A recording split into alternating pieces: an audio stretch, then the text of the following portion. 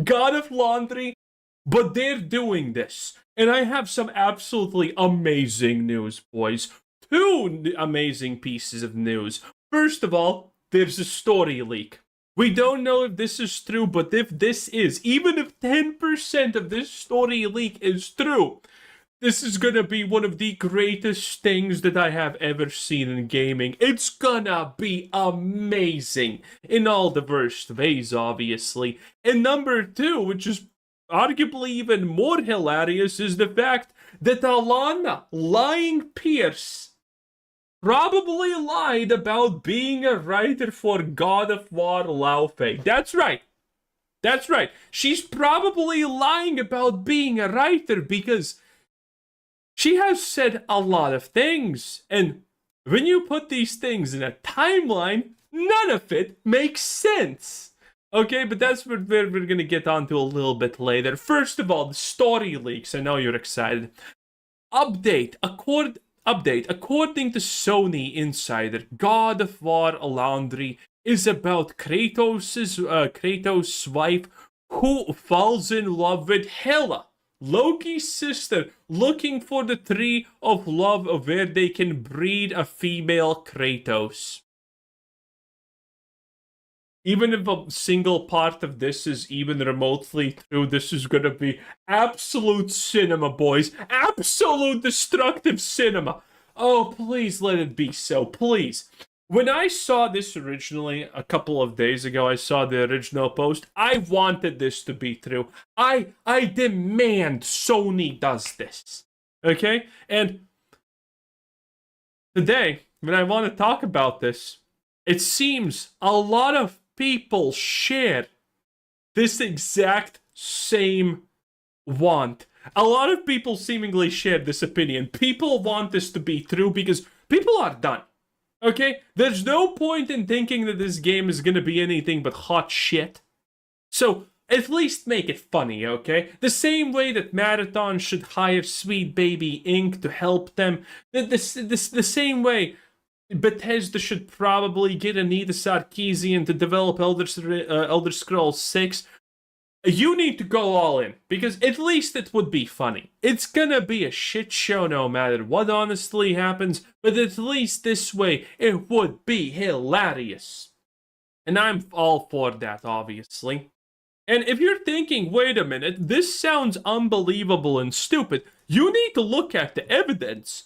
This has been Sony's timeline of games, by the way.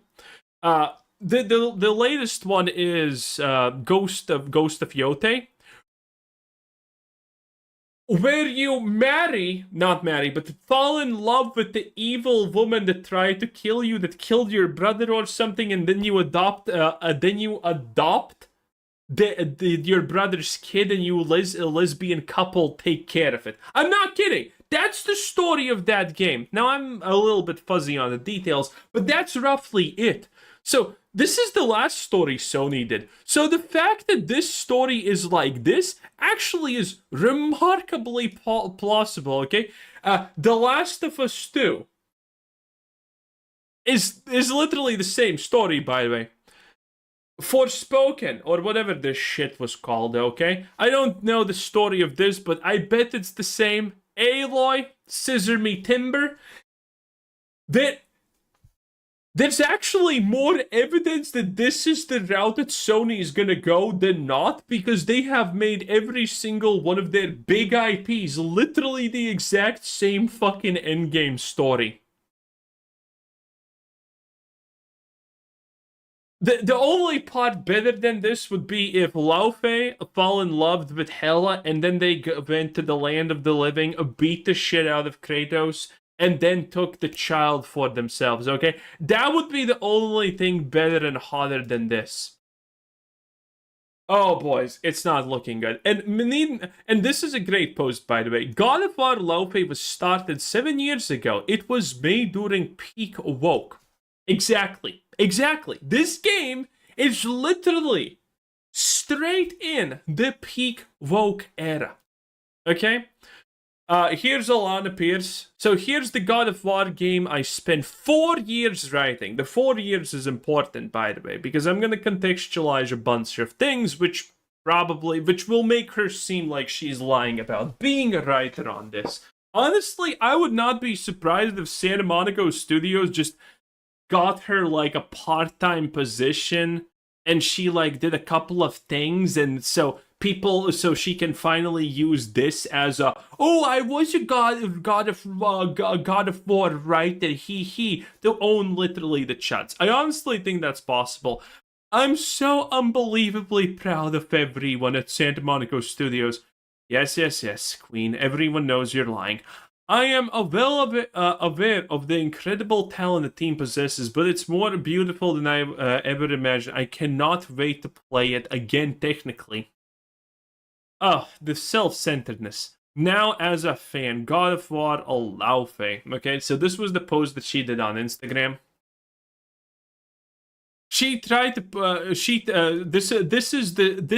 This is why Santa Monica was probably giving her a pass on this, because the biggest controversy that she had is the fact that she said that she is a writer on God of War Ragnarok. And in before some idiot literally tries to say, she actually never said that. There's literally like 5 different fucking clips of different situations, different times, different years that you can find just by Googling this. This is very well documented. She has very explicitly said that she is a writer for the story of God of War Ragnarok, by the way. Okay? I don't want to deal with any idiot trying to say, oh, she never said that. She did. The amount of evidence towards that is just astonishing, honestly. And just to contextualize Alanah Pearce a little bit more, this is her when she was in the what's it called? I forgot the name of this thing. But this is her character, and it's supposed to be over-sexualized. And Alanah Pearce is very much fine with that, obviously. But this is here when, you know, Resident Evil Village, and you had Mommy here, and it was over-sexualized. Then Alanah had issues. But when it has to deal with her, oh, this is fine. This is the good type of stuff. So that's just so you know that she's a full-blown hypocrite in case you have never dealt with this witch. And now I just want to point out a couple of things that Alanah herself has said. This is from her channel, by the way, if you're wondering. And this was literally a reaction she posted about the game.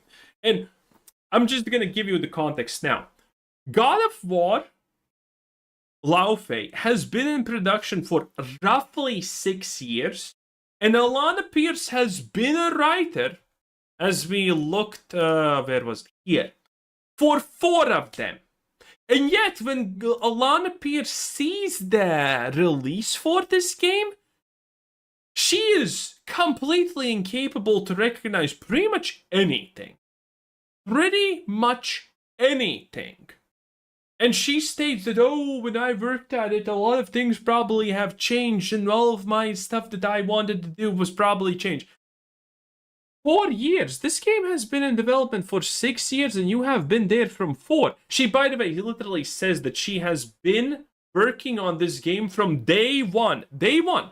So the fact that she barely recognizes anything in the 20-minute gameplay release that we have is super sus, to say the least. It honestly doesn't make any sense. How the hell does she not know anything about the game?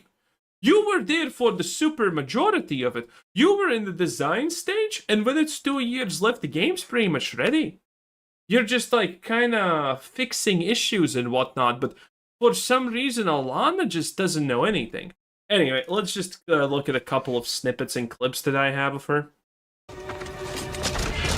I was there from day one, really, so there'll be plenty of stuff that's changed, of course, and many writers have worked on it.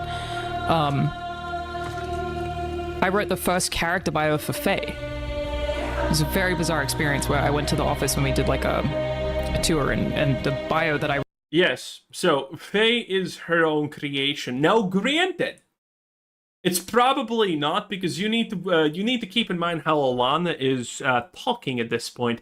She's saying that, oh, I made the first draft for Faye. She's not saying that it is her or is not. But considering Alanah is complete self-centered ego, mainly a maniac who would say anything that looks her look better, she would instantaneously say that Faye is her creation and this is her draft if it was like that.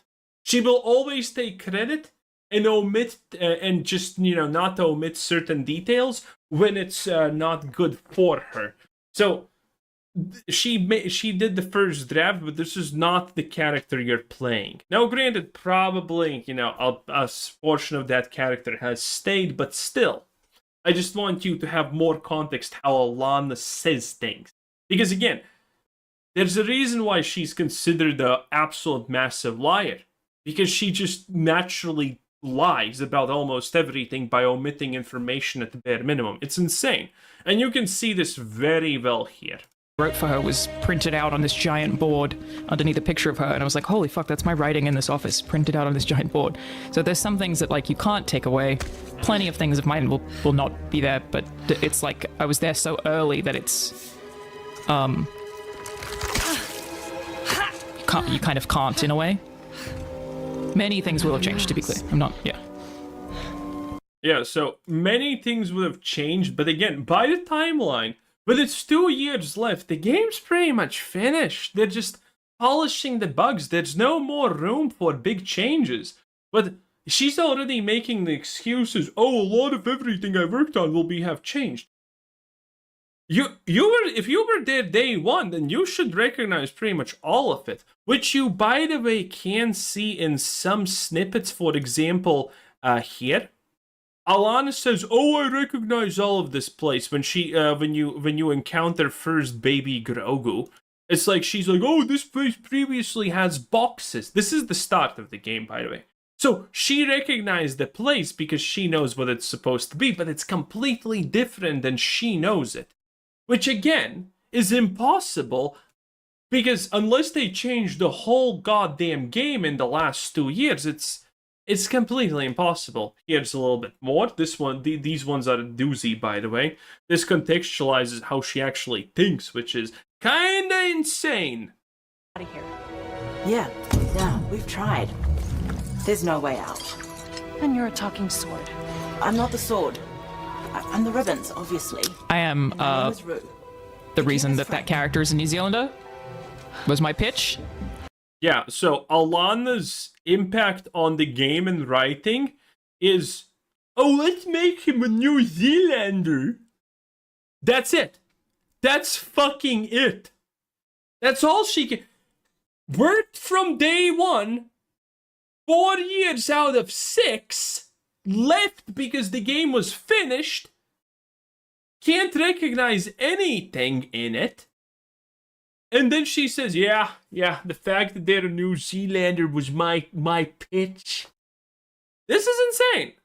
This is fucking insane. Afterlife of the Gods? I call it the Everyone. Afterlife of the Gods. That was the thing I was gonna say before. This is fucking insane. So, I don't want to overinflate anything that I've done. This is so many people worked on this and much harder than me. I named it. I fucking named this place. That's mine. So, she worked on this game for 4 years out of 6 since it was an actual real development. And only now does she know that the Afterlife of the Gods is named by her idea everywhere.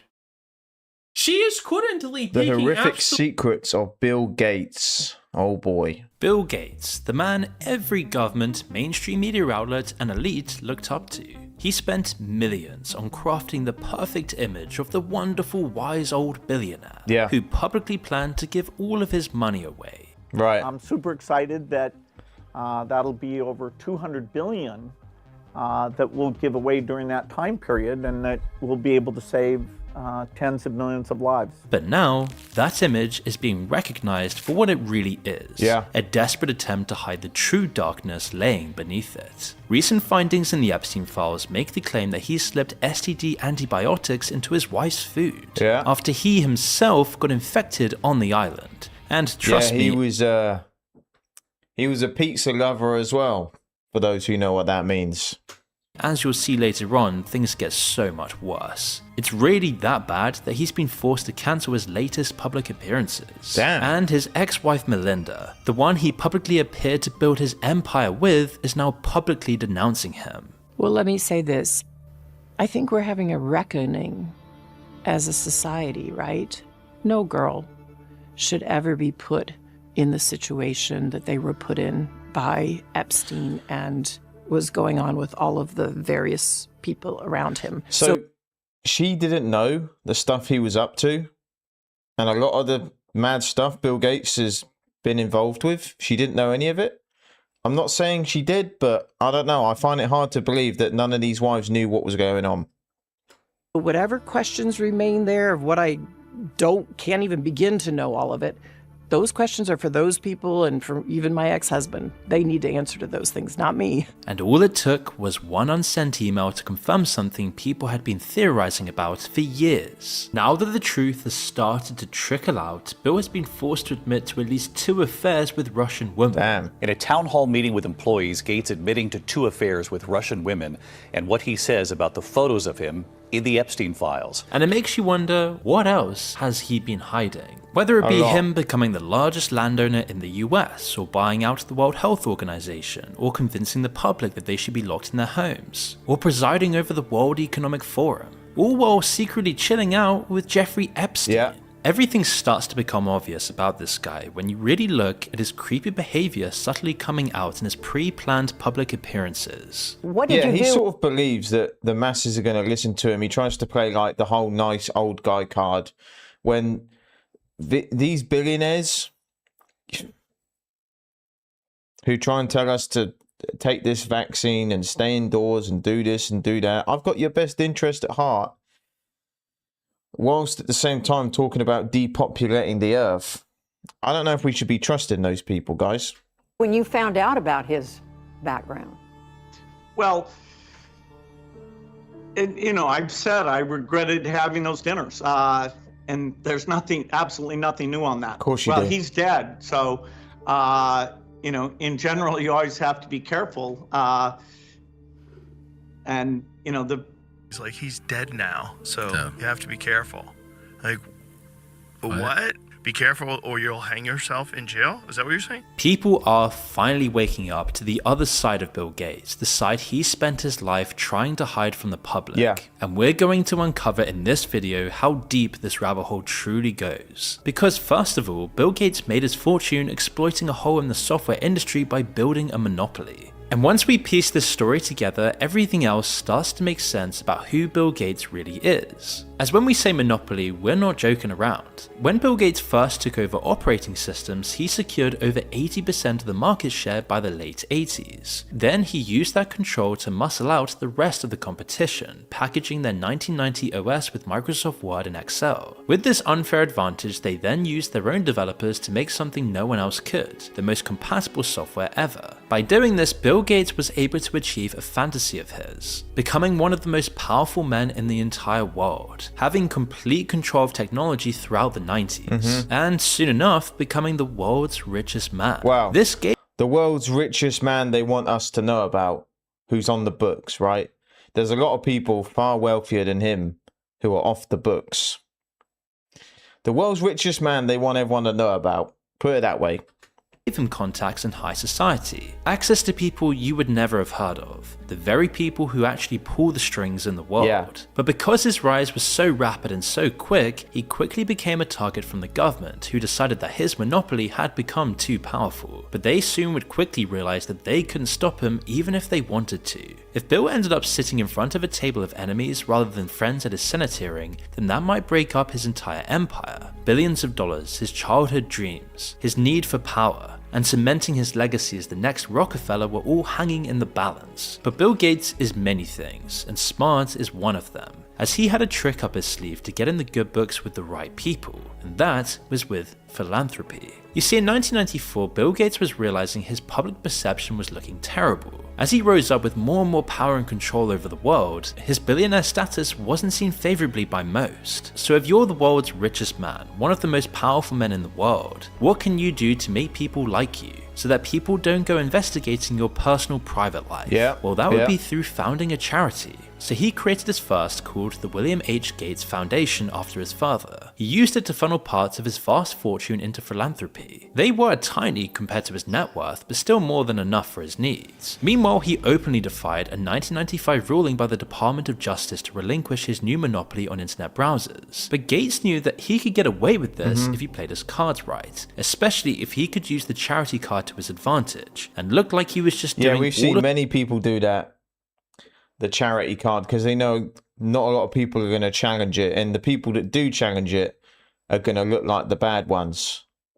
Smart move by him. This work to give back to the people. Now, at first, he didn't need to save the world or feed the hungry children of Africa to influence the right people. Instead, Gates started small and close to home. Coincidentally or not, it was also a world which most of the Senate came from, the elite education system. He knew that this would not only help his public perception by looking like he was giving all of this money back to the people of his country, but he also knew he'd get the right connections by targeting the right people. Which is why the William H. Gates Foundation's first work focused on scholarships, entry programs, and grants and donations to colleges. One 1998 donation of $20 million to Duke University created a program to fast-track high-performing students into the world of the elites. It was just one of many, and for the first few years this was pretty much the only thing that the Gates Foundations even did. And we can see the reasons behind this strategy very clearly in hindsight. Elite education was where so many politicians come from, where they had built their connections and their base of power. You can be sure that they still all talked to their old friends at the colleges, and that they all kept an eye on the top of the education system. The move also played into Gates' direct interests, giving him direct access and making the top students in the country feel indebted to him and going back as well quickly, because I just saw a photo pop up, obviously him with Epstein and all the people he was linked to. It was interesting how he said, well, he's dead now, so you got to be careful. Just kind of a weird response, and I don't believe he's dead anyway. And I think he knows that. Bill Gates knows that as well. But it was just a weird response to say, really. Company. By the mid-90s, people were beginning to understand that the internet was the future. It was like the AI craze today, but actually real and useful. People also understood that Bill, Microsoft, and their monopoly were perfectly situated to add it to their empire. In this interview from 1996, he barely even bothered to defend it, or even push back on the accusation that he had almost complete control of the industry. Quoted, I think, someone as saying that Microsoft will be the most powerful company in the history of business enterprise in the 21st century, or certainly the most powerful company in a long time. Do you see that? No, I really don't. We're a company that makes tools, and Windows, it's a tool. What's the market share of Microsoft operating systems? Oh, it's a little hard to measure because it always depends on if you include piracy or what types of systems, but it's certainly in the 70, 80, 90% range. Pretty good market share, I'd say. Right. We're just a software supplier, but we're hoping to I know you don't make the computer, but you want your software to run those.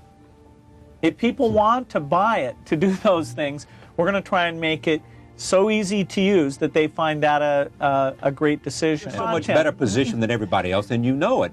Your company probably today is better positioned to do what it wants to do and realize its dreams than it's ever been at any time in its history. Better positioned. Of course, Bill knew this as well. He was already 3 steps ahead, ensuring he had the right connections and had put the money in the right pockets. So when Gates finally had his Senate hearing, his net worth had risen from around $10 billion to over $46 billion in just 3 years. Wow. Articles at the time seemed hopeful that they might see him brought down a peg or two, but nobody really knew if the government had the power to deal with the new richest man in the world. At this point though, Bill was already beginning to indulge in a different side of his life. One that must have been And the thing is, you don't become the richest man in the world on the books without those boys knowing about it and allowing it and having a share in that, having their hand in it. It just doesn't happen. There's no way. All these people are connected. All these guys at the top, they're all connected to the elites. And they all are letting this stuff happen, and they ain't just turning a blind eye to these people. They're the ones probably fueling the fire of these people's success. more interesting than his monopoly problems and potentially more dangerous to his reputation. You see, Bill Gates was a nerdy guy when he was young. He clearly wasn't your classical ladies man, and he'd pretty much sacrificed everything Hey, if you got billions, you can be the ladies man, alright? Business. Throughout, he really stuck with just one woman, the woman he'd built his empire with. He'd been married to Melinda Gates since 1994, but their relationship began in the workplace all the way back in 1987. Melinda had been hired as an engineer at Microsoft, where she met Bill, her boss. The two then started an ethically dubious relationship, one that certainly wouldn't be seen as okay by today's standards. But at the time, they were happy and there was little resistance to this. And once they were married, they projected the image of a perfect, happy marriage to the world. It was all perfect for Bill's reputation as the nice, wise, nerdy, rich guy. Then in the late 90s, when Bill Gates had to change his public image, Bill realized that he could use his marriage as the perfect front for a charity. And this is when they co-founded the Bill and Melinda Gates Foundation, which turned their local charity work into a global business. Behind the scenes though, it was quite different, and Bill started to get up to the same tricks again. In 2000, Bill Gates became involved with yet another engineer at his company, who remains anonymous to this day. He was still the CEO at this point, but it didn't stop him from starting an affair which reportedly went on for years. Wow. And annoyingly, there's this real sense of arrogance with which Bill Gates carries himself. All the evidence that we'll see paints a picture of a man who was often forward with other women, despite his perfect happy marriage front, and who might have actually been pursuing affairs for years. In a later interview from 2022, when everything started unraveling, his apologies just ring very hollow. Did that happen? Were you unfaithful in your marriage? Is that one of the reasons there was a divorce? I certainly made mistakes, and I take responsibility. I don't think delving into the particulars at this point is constructive, but yes, I caused pain, and I feel terrible about that. Yes, he do. You? It's so just. It's just not genuine, is it? When all these people do public apologies, it's just BS. They just got caught. That is it. They just got caught. You don't feel bad about it. You don't feel bad about something and do it for years, do you? Takes responsibility, but he also doesn't want to talk about any of the things he did specifically. Then later, they ask him about Epstein, and he says this. Why did you continue to meet with him? When you met him, he was already a convicted sex offender. Yeah. You know, and do you regret that? I certainly made a huge mistake, not only meeting him in the first place, but I met with him a number of times. Gates is using charity. Yeah, why would you even want to be friends with someone who's been charged of those crimes? Like, that doesn't add up to me.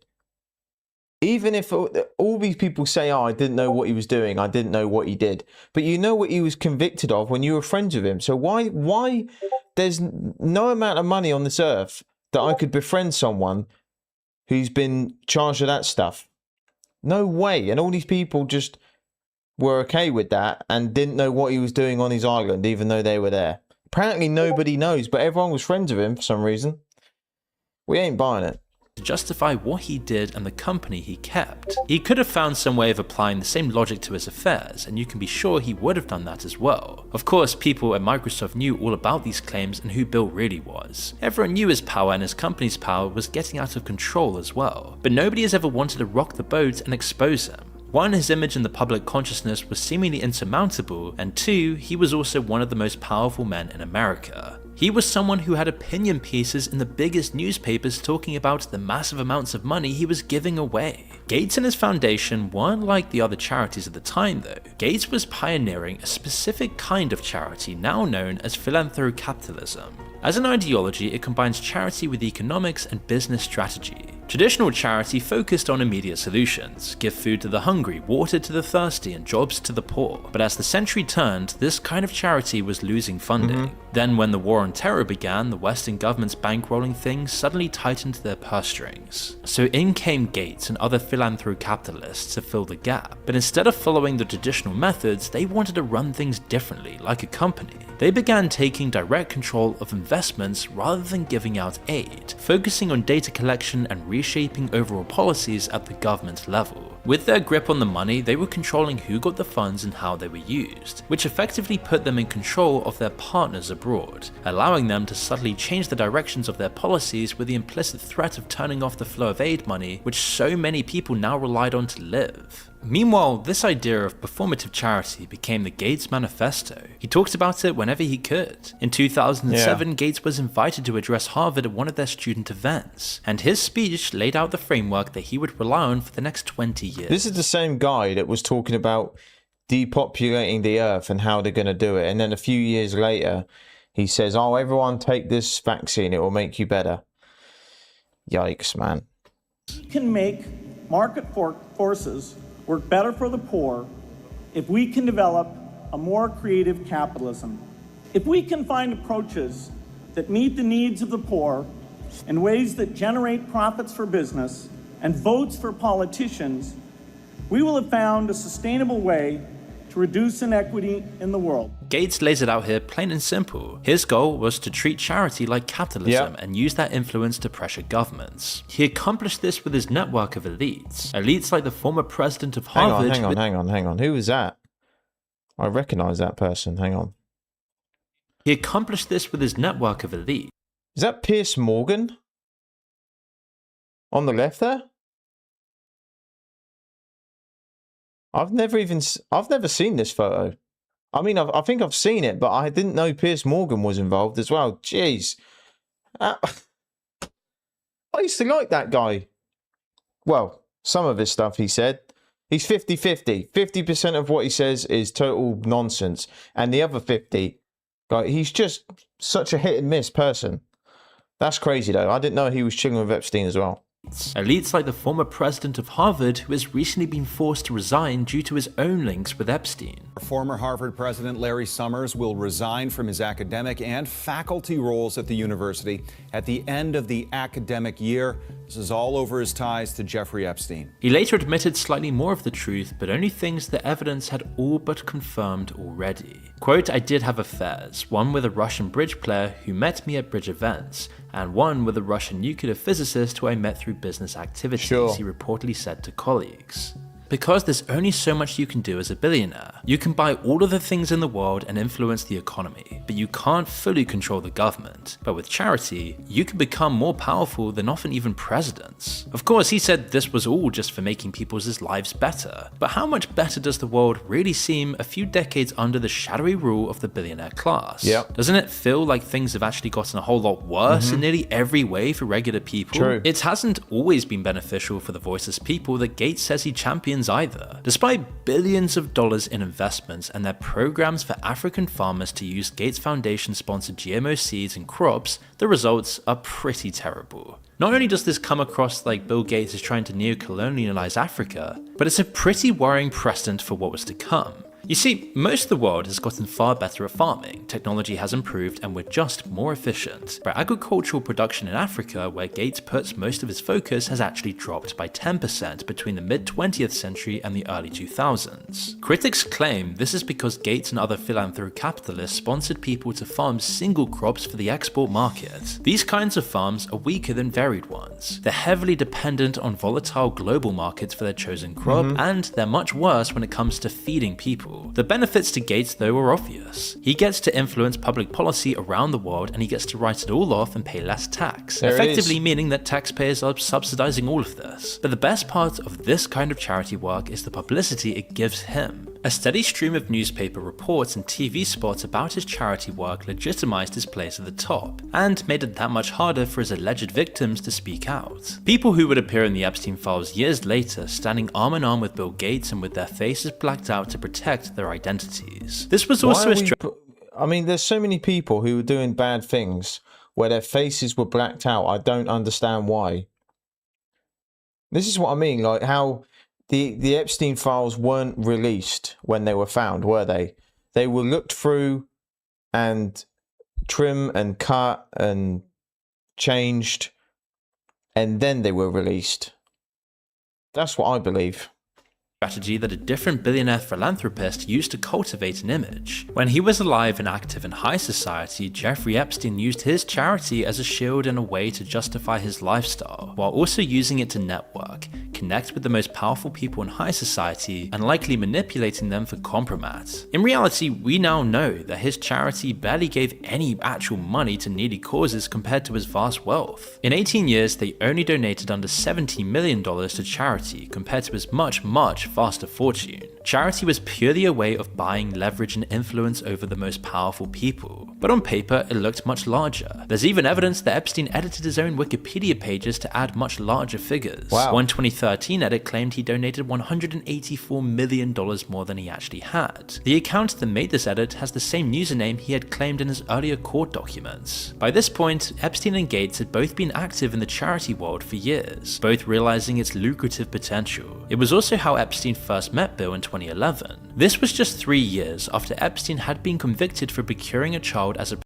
and Bill had been warned about his inappropriate behavior at work. The New York Times alleges that, based on numerous documents from both the Epstein files and the Gates Foundation, Bill visited Epstein's Manhattan townhouse. On one occasion, he stayed late into the night and remarked in emails to colleagues that his lifestyle is very different and kind of intriguing, although it would not work for me. Although it was later revealed that there was a framed $1 bill signed with a handwritten note from Bill Gates on display in Epstein's townhouse, saying, quote, "I was wrong."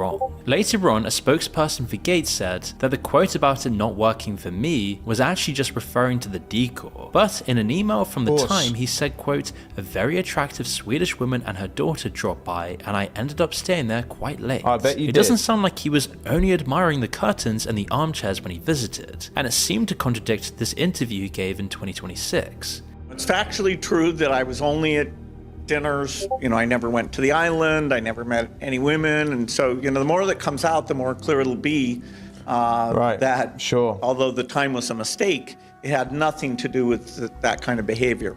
And also, why was there this $1 bill signed personally by him in Epstein's mansion? He also did in fact meet women. We have photo evidence in the Epstein files that he did. Whether or not he did any more than meet them is still an allegation rather than a fact. Well, he hooked his missus up with the clap. So, we know what he was doing.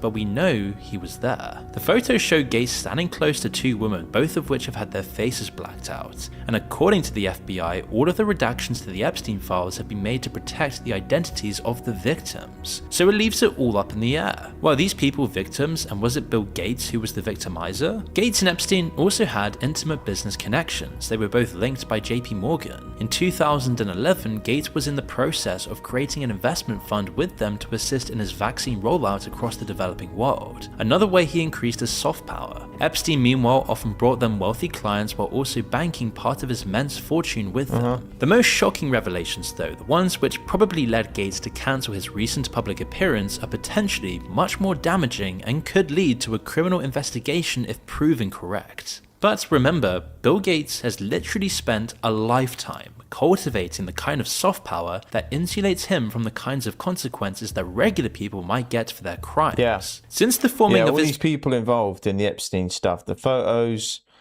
everything, the emails, no one's been arrested though. There's a whole lot of talking going on. Everyone's saying they didn't know what he was doing. Sounds like everyone had headphones on and a blindfold whilst they were there. But no one's being arrested. If that was the general people, yeah, they would be arrested. But these people can just be chilling in their mansions, not worrying about nothing. Foundation in the late 90s, Gates has always targeted the things that people need the most. Healthcare is what he'll always talk about, but farmland is another obsession of his, and he keeps that far more quiet, especially when it comes to his domestic holdings. With about 250,000 acres, an area that's nearly the same size as Hong Kong, Gates is the #1 private owner of farmland in the US. He can test out his GMO crops on this farmland, run his own experiments, and control a sizable portion of the agricultural industry, just by using a remarkably small portion of his overall wealth. Meanwhile, he's still making money with all of the leases. Really though, this is still all about the image and access it gives him to power. First, it gives him a legitimate reason to intervene or be consulted on major policy decisions when it comes to agriculture. Plus, owning land has always been the traditional source of power and respect in the world. It's the definition of a finite resource, one that will always go up in value as more people are born. Gates made sure that he had reach in a wide array of government interests, especially in vaccines. vaccines. This was the Foundation's key interest in developing countries throughout the 2010s, pushing massive programs which administered vaccines across the developing world. Continually pushing this as their #1 goal gave Bill Gates and his foundation immense power within the wider healthcare world. As soon as I saw Bill Gates talking about this, I instantly said to myself, I am never taking that thing. Soon as I saw him talking about it. They're also the second biggest funder of the World Health Organization. The Gates Foundation decides what they do with the money they give them, and in 2018 to 2019, they gave over $500 million to the World Health Organization. When the pandemic happened, something that Gates had actually predicted years before in a TED Talk, he immediately rushed to capitalize on this, giving interviews with an air of "I told you so," while trying to legitimize his place as a world leader on the response. It's the nightmare that we've been talking about for a long time. And sadly, although a few things like this coalition for vaccines, CEPI, were done after 2015, a very small percentage what we should have done, where we would have diagnostics very quickly, drugs very quickly, and a vaccine far more rapidly. Meanwhile, he used his position to gain even more. All these people never took it. This vaccine was so great, but none of these powerful people took it. That makes sense. Power in governments across the world, all as a completely undemocratic, unelected billionaire official, where he would pioneer government lockdowns and the complete erosion of freedom throughout the West for years. In addition, this also gave him loads of meetings with world leaders, as well as almost unchecked power to decide where the vaccine rollout happened and who got the doses in the developing world. They also advised the US and other Western nations on their own responses, but in particular, he advised the US and all these other Western nations on the waves of lockdowns and various measures that governments took, effective or otherwise, all without any repercussions later on, even though in hindsight we know how catastrophic these actions really were. Meanwhile, the world's 10 richest men doubled their net worths over the course of the pandemic. This closeness to power gave something money couldn't for Bill Gates. It gave him yet more insulation against the chaos of his own dark private life. In 2019, the first Epstein allegations began to emerge about Gates. His private life began to fall apart, and his wife began divorce proceedings, but in the public eye, he was still untouchable. The idea that he could have too much... crazy, isn't it, how she divorced him and then instantly became the richest woman on earth. That's crazy. Power was decried as a conspiracy theory. You were just seen as a crackpot for even talking out about this guy. He was still seen as one of the most respected billionaires out there. I don't think so. His perfect image he'd spent decades working on had really done wonders. People were looking up to him as this wise elderly figure. But then that same year, small cracks began to emerge. Microsoft then learned of the affair he had started in the year 2000. He had left the CEO position long ago, but it seems like this was the final push that got him off their board altogether. Although Gates does deny this himself. In 2021, the divorce then became public, and more Epstein details emerged, like the pictures of Gates with the woman and the evidence that he had once been a passenger on Epstein's private plane. It sounded a lot more than... And he said he's never been to the island, apparently, but he's been on his plane.